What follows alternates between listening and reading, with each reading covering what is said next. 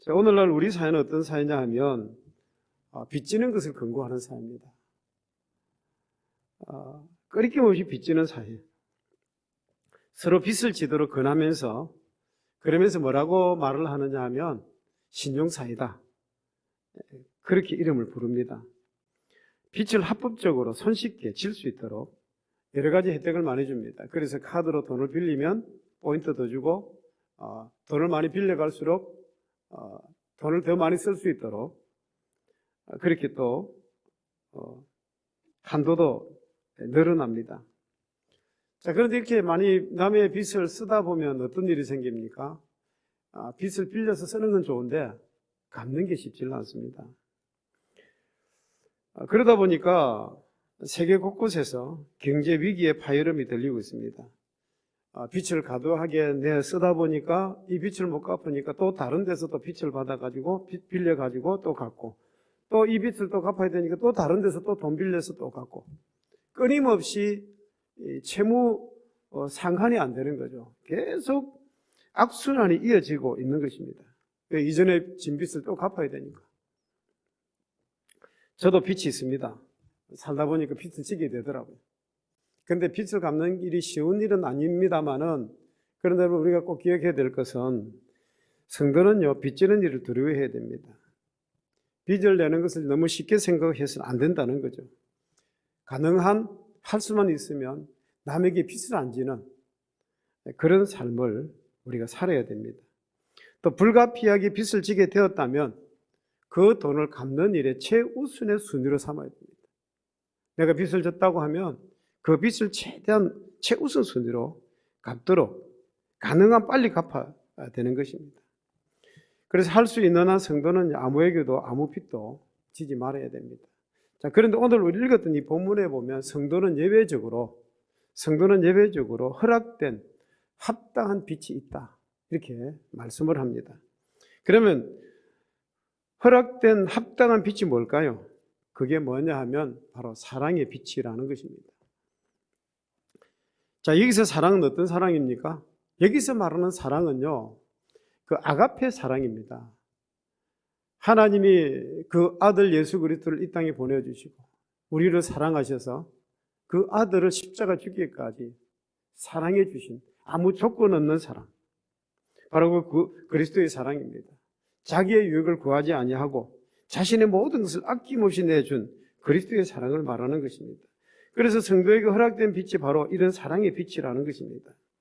그래서 하나님께서 우리에게 주신 그 사랑을 우리가 받았기 때문에 우리는 그 사랑을 성도들에게 어떻게 해요?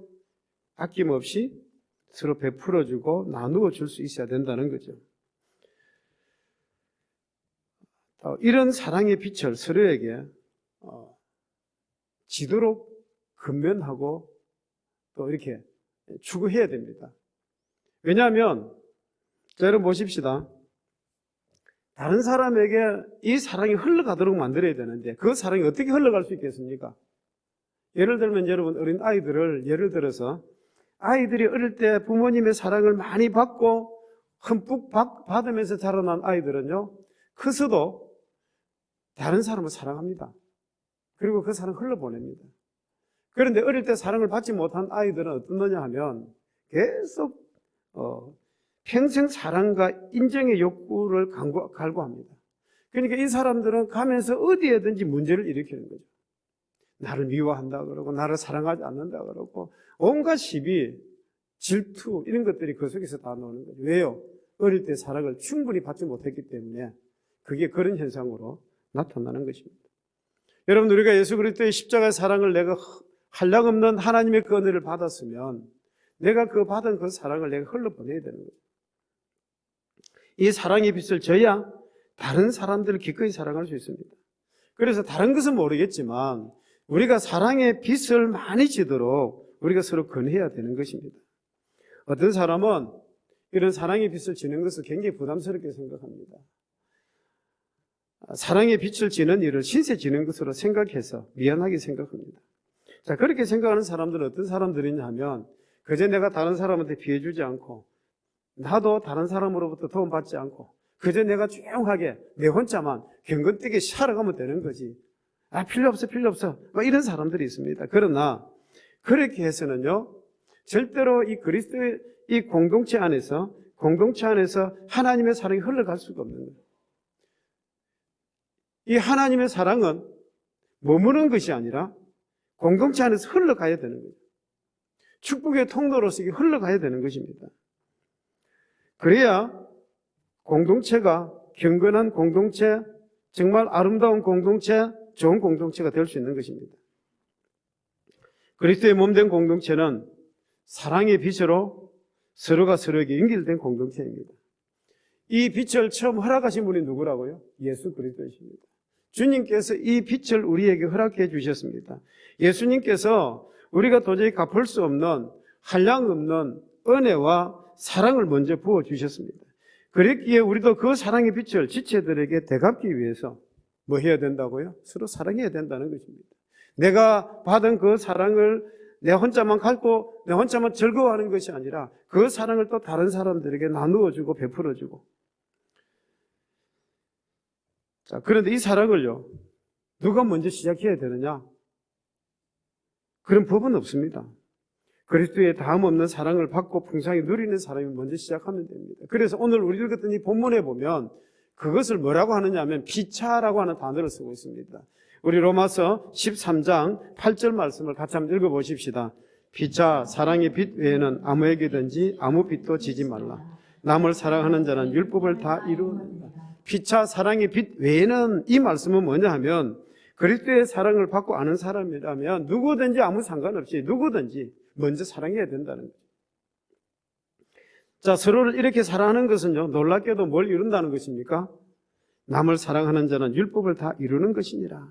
율법을 온전히 이루는 것, 율법을 온전히 성취하는 것이 되는 것입니다.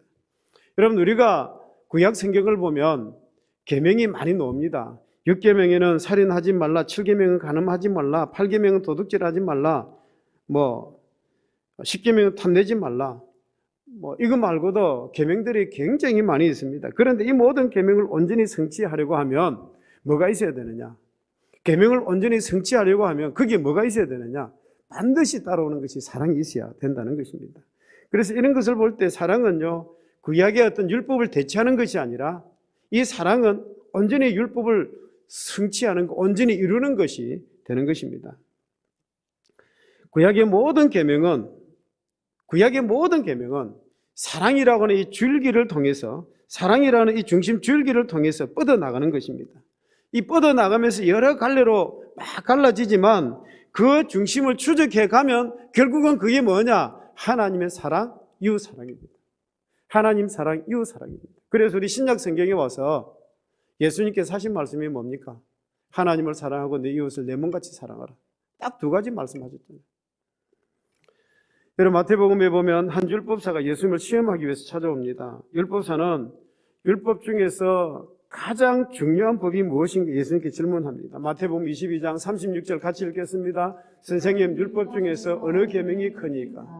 자, 이렇게 질문하니까 예수님께서 구약 성경의 말씀을 인용해서 이렇게 말씀을 합니다. 마태복음 22장 37절에서 40절입니다. 같이 읽겠습니다. 예수께서 이르시되 내 마음을 다하고 목숨을 다하고 뜻을 다하여 주 너희 하나님을 사랑하라 하셨으니 이것이 크고 첫째 되는 계명이요 둘째도 그와 같으니 내 이웃을 내 자신같이 사랑하라 하셨으니 이 두 계명이 온 율법과 선지자의 강령이니라 그랬습니다.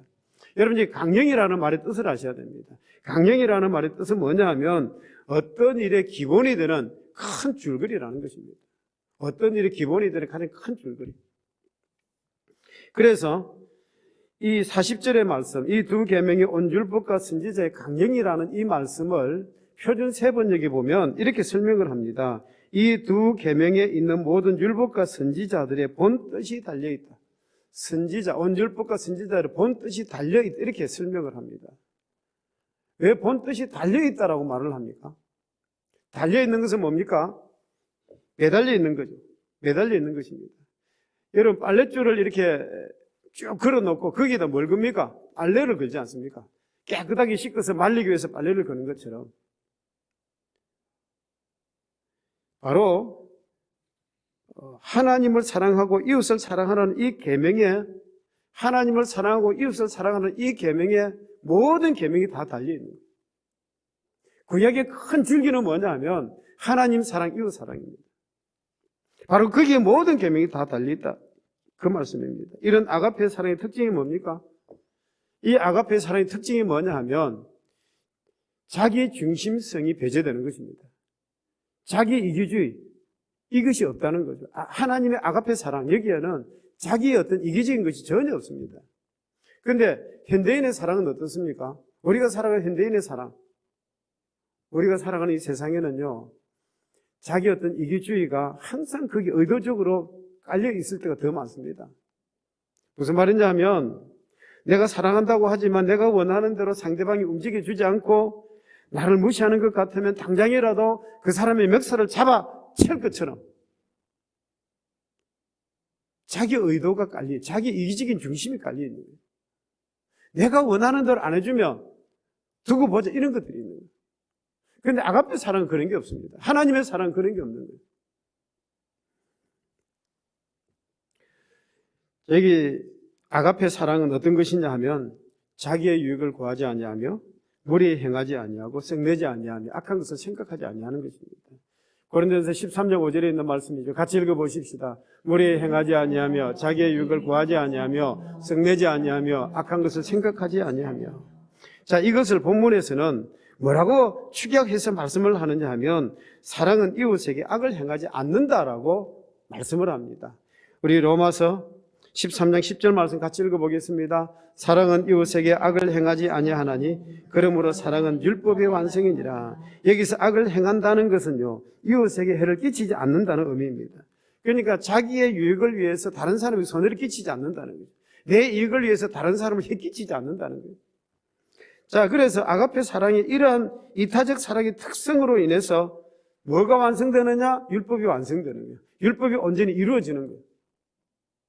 하나님의 그 아가페 사랑을 통해서 율법이 온전히 이루어지게 되는 것입니다. 이웃을 다함없이 사랑해서 율법의 의도를 온전하게 완성하는 것. 이것을 극명하게 드러낸 사건이 뭐냐? 그게 바로 예수님의 십자가 사건입니다. 예수님의 그 십자가에서 아낌없이 자신을 내주는 그 사랑으로 인해서 율법이 온전히 이루어지게 되고 충만하게 된 것입니다. 그래서 우리도 하나님의 이 사랑을 받은 사람들이잖아요. 여러분들도 하나님의 아가페 사랑, 이 하나님의 사랑을 받은 사람이지 않습니까? 그러니까 우리가 받은 이 사랑을 내가 하나님의 사랑이 너무 좋아 하면서 이렇게 있는 것이 아니라 이 사랑을 다른 사람들이 어떻게 해요? 흘러보내야 되는 거예요. 이 흘러보낼 때 율법의 요구가 온전히 이루어지게 되는 것입니다. 성도의 사랑은 여기서 조금 더 나아갑니다. 그냥 흘러보내는 것으로 끝나는 것이 아니라 이 하나님의 사랑, 이것은 종말론적인 소망과 연결되어져야 되는 것입니다. 사랑의 삶은 종말론적인 소망과 연결되어서 더욱 빛을 발하게 되는 것입니다. 왜 그렇습니까? 종말의 때가 더 가까워졌기 때문에 그렇습니다. 종말의 때가 가까웠기 때문에 더욱 깨어서 힘써 사랑해야 된다는 것입니다. 로마서 13장 11절 같이 읽어보십시다. 또한 너희가 이 시기를 알거니와 자다가 깰 때가 벌써 되었으니 이는 이제 우리의 구원이 처음 믿을 때보다 가까웠습니다. 이 종말의 때가 가까웠기 때문에 더욱 깨어서 힘써 사랑해야 한다는 것입니다. 자, 여기를 보십시다. 여기 보면 자다가 깰 때가 벌써 되었으니 그랬습니다. 이 자다가 깰 때라는 말은 잠을 잔다는 말이지 않습니까? 잠을 잔다는 말이 무슨 의미입니까? 이것은 영적으로 부주의하고 세상 풍조에 안일하게 대처하며 살아가는 삶입니다. 다시 말하면 세상의 어떤 흐름 속에 그냥 묻혀서 살아간다는 거예요. 세상 풍조가 좋아서 그냥 그대로 그냥 묻혀 살아가는 거예요. 그게 잠자는 거예요. 그런데 이제는 어떻게 해요? 잠을 자다가 깰 때가 되었다는 것입니다. 그동안 악한 주권자가 세상을 다스리던 어둠의 이 세대에 이제는 우리가 깰 때가 되었다는 거예요. 왜요? 이제는 복음이 들어왔고 하나님께서 작정하신 새 시대의 독이 트기 시작했기 때문에 그렇습니다. 로마서 13장 12절입니다. 같이 읽어보십시다. 밤이 깊고 낮이 가까웠으니 그러므로 우리가 어둠의 일을 벗고 빛의 갑옷을 어둠의 이를 벗고 빛의 갑옷을 입어야 되는 이유가 뭡니까? 어둠의 이를 벗고 빛의 갑옷을 입어야 되는 이유가 뭡니까? 때가 가까웠기 때문에 그렇습니다. 하나님의 때가 가까웠기 때문에 그렇습니다. 여기서 구원이란 종말의 때에 완성될 미래적인 구원으로 우리의 몸의 구원까지 다 포함하는 말입니다. 자, 이런 종말의 때를 감지한 성도는요, 동이 트는 새 시대의 아침과 대낮에 필요한 빛의 갑옷을 입어야 됩니다. 여기 갑옷이라고 말씀을 드리니까, 갑옷 그러니까 방어용을 갑옷인가 보다 이렇게 생각하는데, 이 갑옷은 방어용 갑옷이 아닙니다. 공격용 칼과 창과 화살과 같은 그런 무기도 다 포함하는 것입니다. 그래서 우리가 에베소서 6장에 보면 이걸 잘 표현하고 있는 말씀이 있습니다. 에베소서 6장 12절에 17절에 있는 말씀 같이 한번 읽어보십시다. 우리의 씨름은 혈과 육을 상대하는 것이 아니요 통치자들과 권세들과 이 어둠의 세상 주관자들과 하늘에 있는 악의 영들을 상대함이라. 그러므로 하나님의 전신갑주를 취하라. 이는 악한 날에 너희가 능히 대적하고 모든 일을 행한 후에 서기 위함이라. 그런즉 서서 진리로 너희 허리띠를 띠고 의의 호신경을 붙이고 편안의 복음이 준비한 것으로 신을 신고 모든 것 위에 믿음의 방패를 가지고 이로써 능히 악한 자의 모든 불화살을 소멸하고 구원의 투구와 성령의 금 곧 하나님의 말씀을 가지라. 자, 여기 보니까 전투용 보호 갑옷인 의의 호신경이나 구원의 투구도 포함되지만 그런데 공격용 성령의 금도 가지라 이렇게 말씀을 합니다. 이 갑옷을 입는 일은 뭡니까?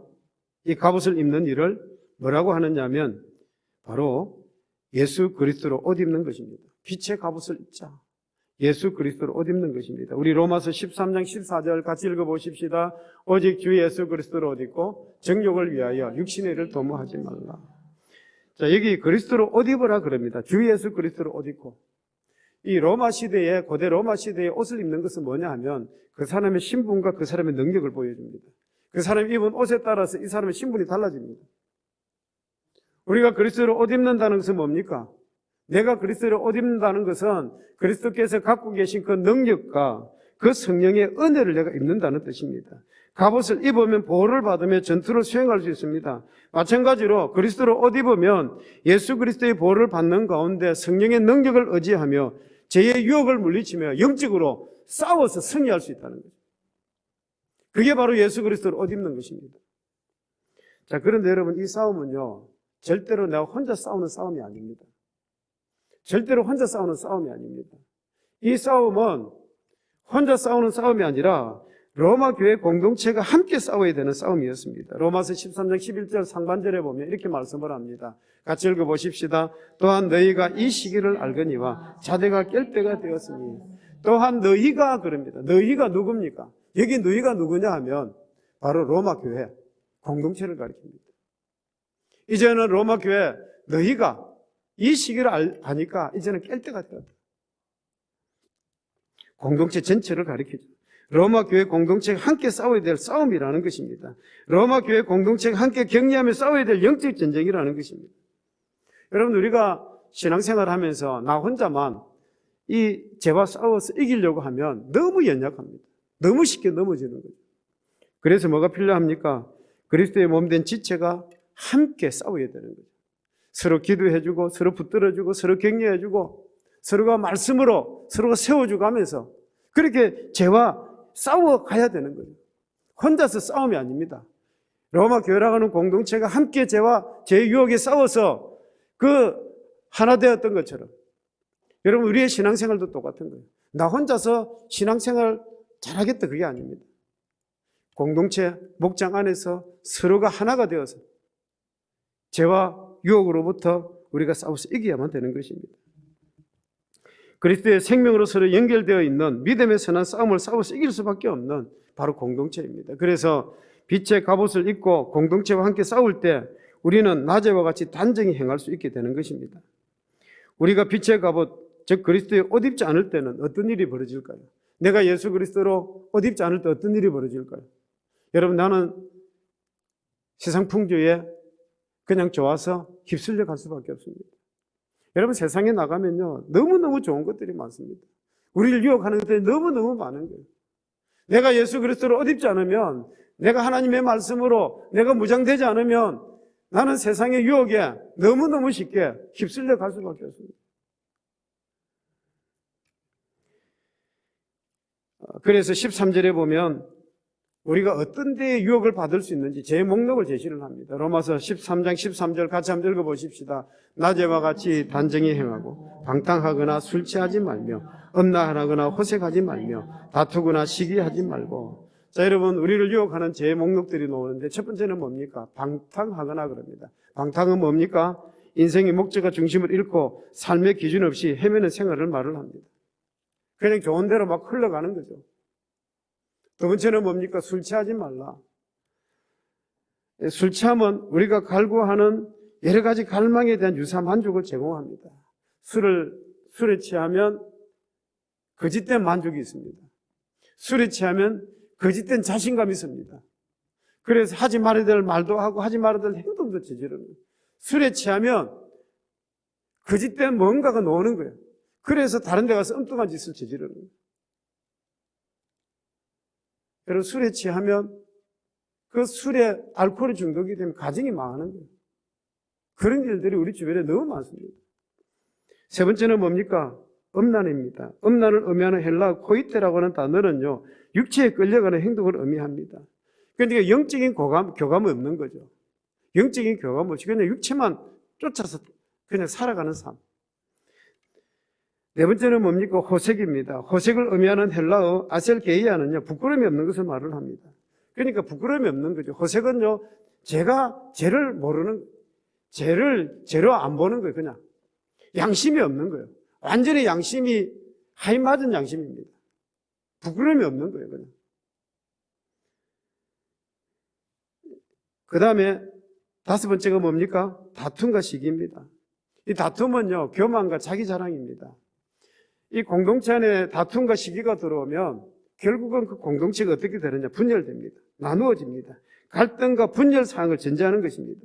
그러니까 이런 다섯 가지 목록은 공동체 안팎에서 공동체를 뒤흔들고 위협했던 공격들이었습니다. 이 다툼과 시기가 특별히 로마 교회를 어떻게 했느냐? 이 분열하게 하고 다투게 만들어버립니다. 치명적인 위협이 있었던 것입니다. 이런 상황에 대항해서 성도는요, 어떻게 해야 된다고요? 오직 예수 그리스도로 옷 입어야 된다는 것입니다. 예수 그리스도로 옷 입어야 된다는 것입니다. 다시 말하면 우리 성도님들이 무엇에 집중해야 되는 것을 말씀을 합니다. 육신을 따라 살지 않고 성령을 따라서 생각하고 성령으로 몸의 행실을 죽이고 하나님의 영의 인도함을 받아서 그렇게 살아가야 된다는 것입니다. 여러분, 우리가 읽었던 이 말씀은요, 서양사에 지대한 영향을 끼쳤던 한 사람의 이야기가 있습니다. 성 어거스틴의 이야기입니다. 주 386년도 8월 어느 날입니다. 이 어거스틴이 사실은 이단 종교에 빠져 있었습니다. 이단 종교에 빠져서 술도 많이 먹고 온갖 못된 짓 다 하고 있었거든요. 온갖 못된 짓 다 하고 있었습니다. 자, 그런데 그런 어떤 인생의 무거운 죄짐 때문에 신음하면서 크게 이 번뇌하고 고민하고 있을 때입니다. 무화과 나무 아래에서 이런 어떤 고민을 하고 있는데, 그런데 담장 너머에서 이상한 소리가 들리는 거예요. 톨레레게 뭐 이런 막 소리가 들리는데 이 말을 번역하면 집어들고 읽어라, 집어들고 읽어라 이런 뜻이에요. 뭘 집어들고 읽으라는 뜻인지 모르겠지만 갑자기 집 안으로 뛰쳐 들어갔습니다. 들어가서 성경을 딱 폈는데 폈던 말씀이 뭐냐면 로마서 13장 11절에서 14절의 말씀이었습니다. 우리 다시 한번 읽어보십시다. 같이 한번 읽습니다. 또한 너희가 이 시기를 알거니와 자다가 깰 때가 벌써 되었으니 이는 이제 우리의 구원이 처음 믿을 때보다 가까웠습니다. 밤이 깊고 낮이 가까웠으니 그러므로 우리가 어둠의 일을 벗고 빛의 갑옷을 입자. 낮에와 같이 단정히 행하고 방탕하거나 술 취하지 말며 음란하거나 호색하지 말며 다투거나 시기하지 말고 오직 주 예수 그리스도로 옷 입고 정욕을 위하여 육신의 일을 도모하지 말라. 여기서 특별히 제 목록에 관한 말씀이 나옵니다. 낮에와 같이 단정히 행하고 방탕하거나 술 취하지 말며 음란하거나 호색하지 말며 다투거나 시기하지 말고 오직 주 예수 그리스도로 옷 입고 정욕을 위하여 육신의 일을 도모하지 말라. 왜냐하면 이 말씀 속에 어거스틴이 저지르고 있던 죄들이 다 들어있는 거예요. 이 말씀을 보는 순간에 뭔가 자기 머리를 딱 치는 것이 있는데, 여러분, 어거스틴이 이 말씀 앞에서 꼬꾸라집니다. 그리고는 인생이 뒤바뀌어 버려요. 이후로부터 어거스틴의 인생은요, 어두움의 길이 아니라 빛의 길을 걸어갑니다. 생의 마지막 순간까지 빛으로 걸어갔던 인생이었습니다. 후에 어거스틴은 북아프리카 히프의 주교가 되었을 때 이 반달족들의 막 이렇게 침공으로 인해서 피난민들을 돌보다가 결국 430년 8월 28일 날 76세를 끝으로 하나님 앞에 갔습니다. 여러분, 어거스틴의 삶은요, 이 말씀 앞에서 꼬꾸라지고 그의 인생은 어둠의 길이 아니라 빛의 길을 걸어갔던 하나님의 사랑을 전하는 그런 인생이었습니다. 이제 결론입니다. 여러분, 우리가 살아가는 세상은 참 죄의 유혹이 만만하지 않습니다. 우리를 어떻게 하든지 넘어지게 하고 시험 들게 하고 우리를 어떻게 하든지 예수 그리스도를 못 믿도록 만드는 게 세상의 제약들입니다. 정말 만만하지 않습니다. 어쩌면 앞으로 가면 갈수록 더 거세질는지도 모르겠습니다. 나도 모르는 사이에 어떤 육신의 정욕, 어떤 그런 것들을 더 추구하는지도 모르겠습니다. 그래서 오늘 말씀은 그거예요. 내가 하나님의 그 무한한 다음 없는 사랑을 받은 우리들이 이 공동체 안에서 그 사랑을 서로 흘러보내면서 서로가 격려하고 서로가 붙들어주고 하나님의 그 사랑 안에서 죄와 싸워서 이겨나갈 수 있도록 하나님의 그 사랑을 서로 나누고 베풀자는 거예요. 하나님의 그 사랑이 아니면 우리는 이 죄의 유혹으로부터 이길 수가 없다는 거예요. 이길 수 있는 비결이 뭡니까?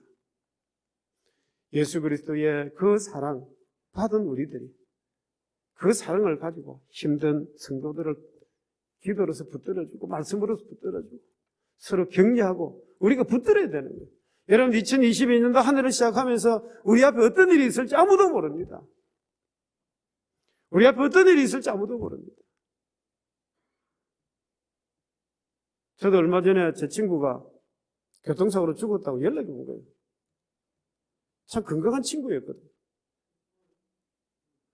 사람은요, 어떤 일이 내 앞에 있을는지 아무도 모르는 겁니다.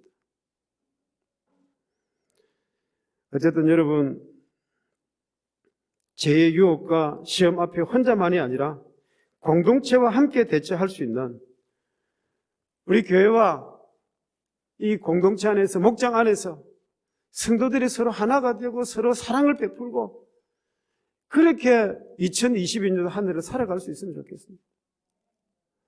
여러분, 목장 안에서도 서로 격려하고 서로 붙들어주고, 여러분, 그러기 위해서 우리가 뭐 해야 된다고요? 예수 그리스도를 옷 입어야 됩니다. 하나님의 그 사랑을 우리가 하나 되고, 그럴 때에 우리는 어떤 유혹도 이길 수가 있습니다. 여러분, 이 코로나가 기도는 합니다. 코로나 빨리 좀 물러가게 해주시고, 빨리 종식되게 해주시고, 코로나 이전으로 다시 돌아가게 해달라고 기도합니다. 그런데 하여튼 이거는 뭐 복잡한 것이 막 얽혀 있는 것 같아요. 이런 상태에서 우리가 할 수 있는 게 뭘까요? 하나님의 사랑을 받은 우리들이 우리가 이 공동체 안에서, 목장 안에서 그 사랑을 서로 흘려보내고 서로 붙들어주고 서로 세워주고 그렇게 해서 제 유혹으로부터 승리하십시오. 저와 여러분들이 되시길 주의 이름으로 축복합니다.